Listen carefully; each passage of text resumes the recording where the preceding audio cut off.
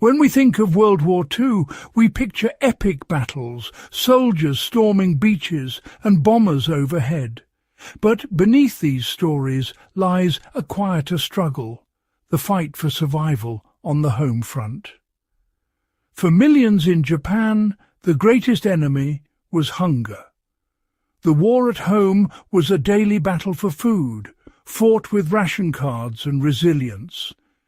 This is the hidden history of Japan's war, a nation forced to abandon rice and embrace a humble root in a desperate race against famine. This is the war you never knew. Japan's geography has always shaped its destiny, a mountainous archipelago with little arable land. Only a fraction of the country can be farmed. The rest is rugged and steep. For centuries, this meant a delicate balance between people and land, maintained by hard work and ingenuity. Before the war, Japan relied on both intensive farming and rice imports from its colonies. Rice was more than food. It was culture, identity, and stability. But this system was fragile, dependent on open sea lanes and steady imports. Any disruption to maritime trade would spell disaster. As war erupted, this vulnerability became a looming threat. The nation's food security was gambled on its navy's ability to protect supply routes. When global conflict shattered these connections, the simple guarantee of a bowl of rice vanished. Japan's fragile plate was about to break. The Pacific War's outbreak in 1941 marked the collapse of Japan's food security. Merchant ships, once filled with rice, were diverted for war, and American submarines soon decimated what remained. Imports slowed to a trickle.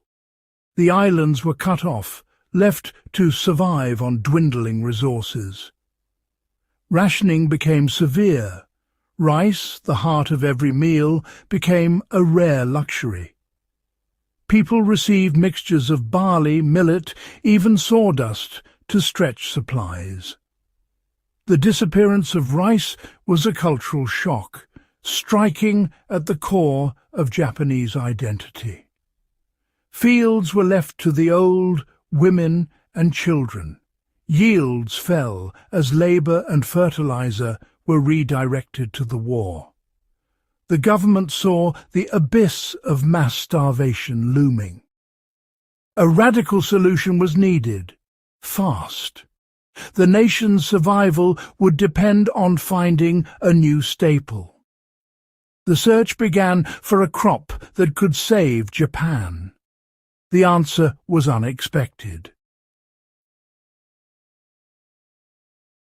The humble sweet potato, Satsuma imo, became Japan's emergency crop. Unlike rice, it thrived on poor soil, steep slopes, and needed little water or fertilizer. It produced astonishing yields, offering more calories per acre than rice. Fast-growing and resilient, it could be planted in spring and harvested by autumn. Every part was edible roots for calories, leaves and stems for vital nutrients. The sweet potato was not glamorous, but it was practical and effective. It represented a fundamental shift in strategy, born of necessity. The government recognized its potential and mobilized the nation to plant it everywhere.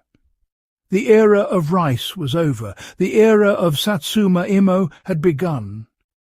Japan's fate now rested on a root vegetable. Survival would come from the ground up. The government's pivot to sweet potatoes was swift and total. Propaganda urged everyone to plant them. Gardens, parks, even temple grounds became potato fields.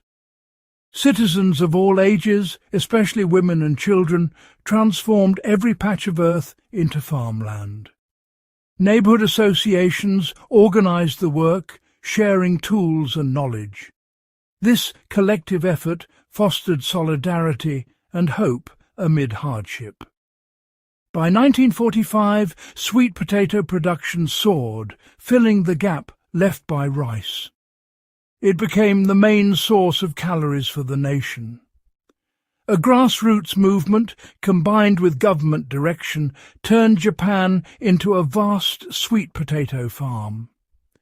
The worst famine was averted by the hands of ordinary people. For ordinary Japanese, life became a cycle of sweet potatoes, boiled, steamed, roasted or mashed. The diet was monotonous, but it kept starvation at bay.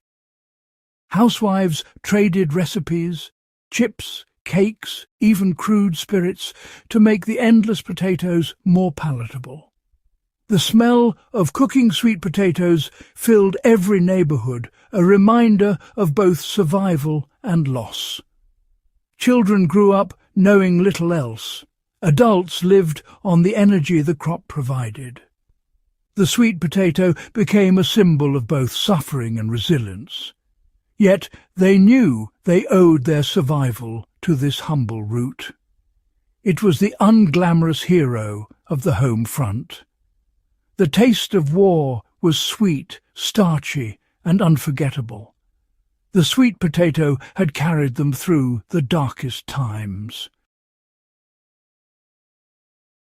When the war ended, Japan was in ruins and on the brink of famine. American occupation forces, led by General MacArthur, made food aid a top priority. Shipments of wheat, corn and powdered milk flooded in, changing the Japanese diet overnight. School lunches introduced bread and milk to a new generation. As prosperity returned, rice reclaimed its place and the sweet potato faded into memory.